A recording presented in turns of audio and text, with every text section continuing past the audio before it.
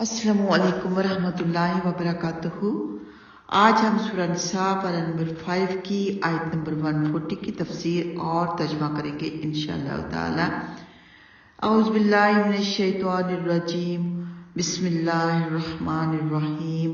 وَقَدْ نَزَّلَ عَلَيْكُمْ فِي الْكِتَابِ أَنْ إِذَا سَمِعْتُمْ آيَاتِ اللَّهِ يُكْفَرُ بِهَا وَيُسْتَهْزَأُ بِهَا فَلَا تَقْعُدُوا مَعَهُمْ حَتَّى يَخُوضُوا فِي حَدِيثٍ غَيْرِهِ إِنَّكُمْ إِذًا مِثْلُهُمْ إِنَّ اللَّهَ جَامِعُ الْمُنَافِقِينَ وَالْكَافِرِينَ فِي جَهَنَّمَ جَمِيعًا۔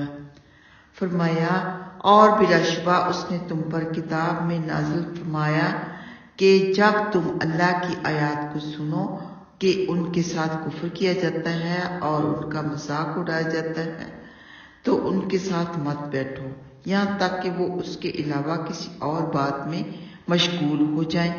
بے شک تم بھی اس وقت ان جیسے ہو۔ بے شک اللہ منافقوں اور کافروں سب کو جہنم میں جمع کرنے والا ہے۔ تو مشرکین مکہ، منافقین اور یہود مدینہ اپنی مجلسوں میں قرآن کریم کا مذاق اڑاتے تھے، اس لیے اللہ سبحانہ تعالیٰ نے مسلمانوں کو ان کے ساتھ بیٹھنے سے منع فرمایا۔ نیز فرمایا کہ منع کرنے کے باوجود اگر تم ایسی مجلسوں میں جہاں آیات الہی کا استہزاء کیا جاتا ہو بیٹھو گے اور ان پر نکیر نہیں کرو گے تو پھر تم بھی گناہ میں ان کے برابر ہو جاؤ گے۔ تو معلوم ہوا کہ ایسی مجلسوں اور اجتماعات میں شریک ہونا جن میں اللہ و رسول صلی اللہ علیہ وآلہ وسلم کے احکام کا قولاً و عملاً مذاق اڑایا جاتا ہو، جیسے آج کل بہت سی ایسی مجالس ہیں جہاں پہ دین کا مذاق اڑایا جاتا ہے، یہ بےہودہ باتیں کی جاتی ہیں، تو ایسی مجالس میں نہیں بیٹھنا چاہیے۔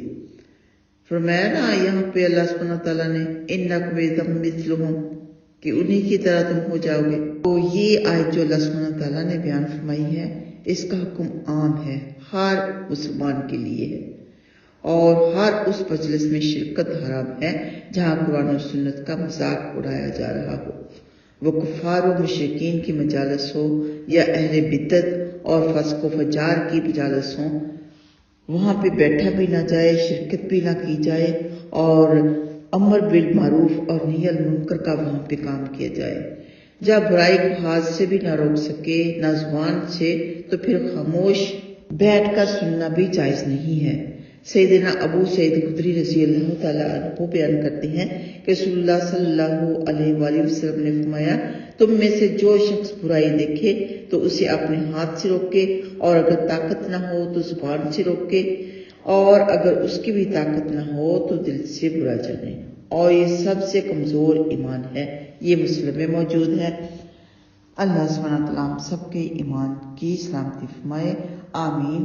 آئیے آتے ہیں لفظی ترجمہ کی طرف۔ وقد اور یقیناً نزل اس نے نازل کیا علیکم تم پر فی الکتاب کتاب میں ان اذا کہ بے شک جب سمعتم تم سنو آیات اللہ اللہ کی آیات کے بارے میں یکفر انکار کیا جا رہا ہے بہا ان کا او و اور یستہزأ مذاق اڑایا جا رہا ہے بہا ان کا فلا تو مت تقعدوا تم سب بیٹھو، تو قعدہ بیٹھنے کو کہتے ہیں نا، تو یہاں پر فرمایا تقعدوا تم سب بیٹھو، معہم ان کے ساتھ حتیٰ یہاں تک کہ یخوضوا وہ سب مشغول ہو جائیں فی حدیث کسی اور بات میں غیر ہی اس کے علاوہ انکم ورنہ بے شک تم اذن اس وقت مثلہم ان جیسے ہو جاؤ گے، ان اللہ بے شک اللہ جامع جمع کرنے والا ہے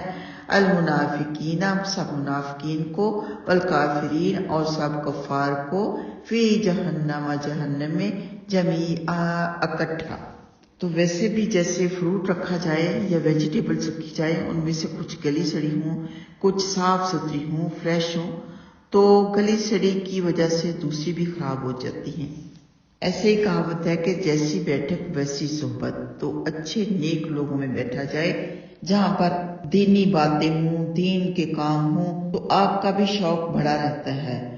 ایسی مجالس جہاں پہ دین کا ذکر نہ ہو، گانے وغیرہ کا ذکر ہو، فلموں کا ذکر ہو، یا کوئی دین کے خلاف بات ہو رہی ہو، تو وہاں بھی اگر آپ بیٹھیں گے تو انہی کے جیسے ہو جائیں گے، آہستہ آہستہ عادت انہی کے جیسی ہو جاتی ہے۔ اسی لیے اچھے اور دیندار لوگوں میں بیٹھنا چاہیے جہاں پہ دین کا ذکر ہوتا ہو۔ یقین کریں دین کی باتیں سن کے اور خود کر کے آپ کی روح کو بہت سکون ہوتا ہے، آپ کی روح فریش ہو جاتی ہے، دماغ فریش ہو جاتا ہے۔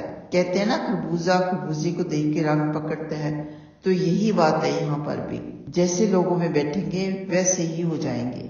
اور دعا کرتے رہنا چاہیے کہ یا اللہ دنیا میں بھی اور آخرت میں بھی نیک مقربین بندوں میں ہمارا شمار فرما، ہم سے راضی ہو جا، آمین یا رب العالمین۔ السلام علیکم ورحمۃ اللہ وبرکاتہ۔